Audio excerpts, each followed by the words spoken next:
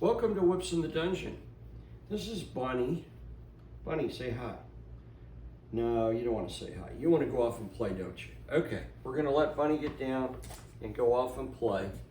Today we're going to talk a little bit about whip storage. I actually was almost in shock, but I actually was, it's a true story.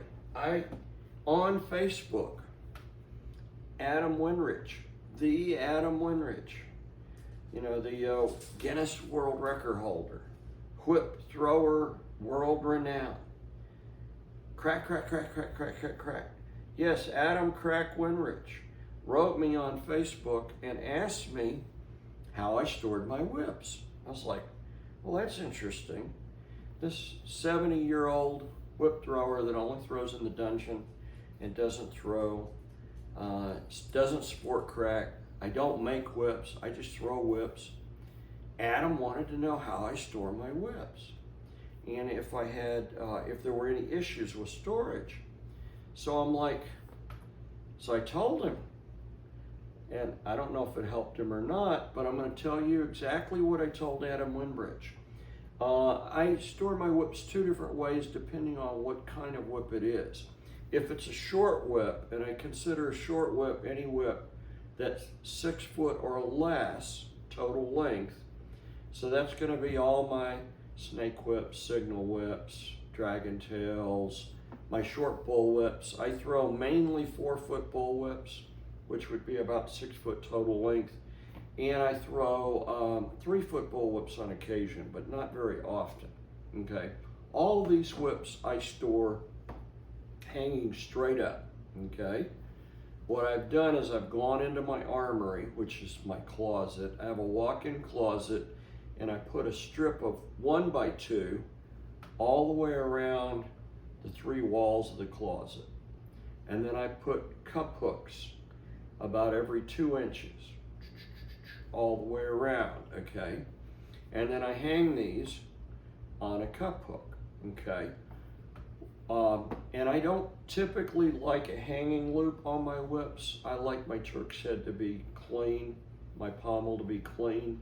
So I'll just take a piece of leather, piece of lacing, and I'll hang it up using the lacing. Then when I take it down, I take the lacing off.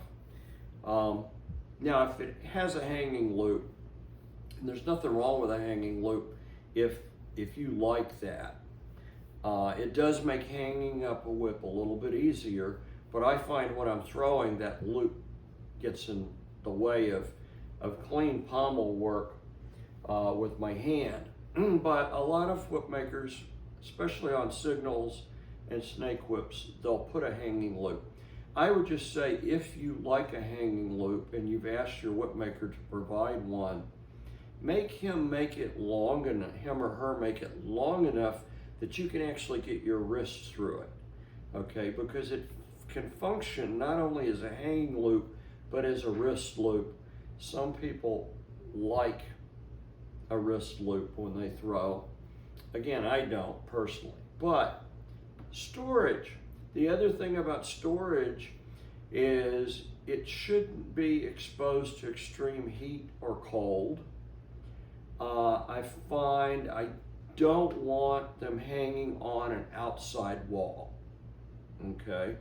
You know, you've got your house or your apartment, outside walls are exposed to the outside temperature variations, and even if that wall's insulated, that outside wall is going to have greater temperature variations than an inside wall would be.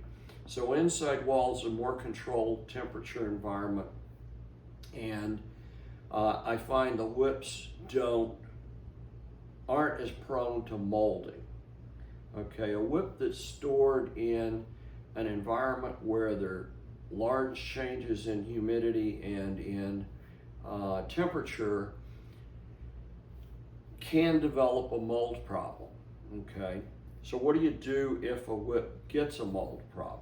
Well, you take conditioner and you heavy application of conditioner and a rag, and you vigorously rub it and work that mold off and then wipe all that off and put a light coated conditioner on it, and then store it in a better environment where it's not exposed to extreme temperature differences. Okay. The other thing though that I do for storage is if you have a long whip, and that's a whip that's longer than 6 foot total length, I lightly coil them. I hold the coil together using the fall, and then either hang it on a bigger hook hanging on the wall, or lay it down flat on a shelf. Okay.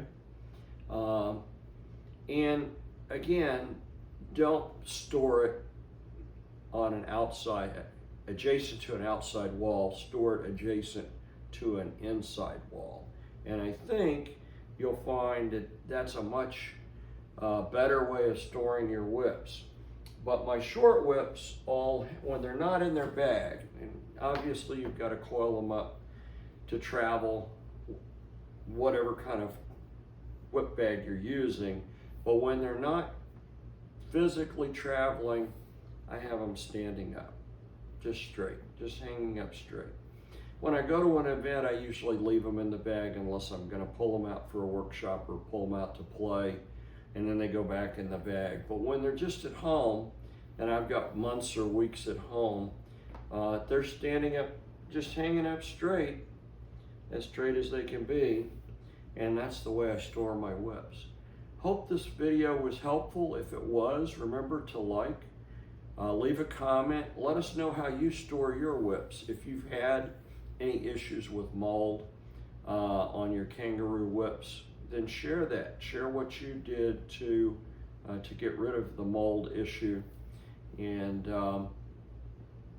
consider joining the channel. Small channels like this don't make any ad revenue or very little ad revenue.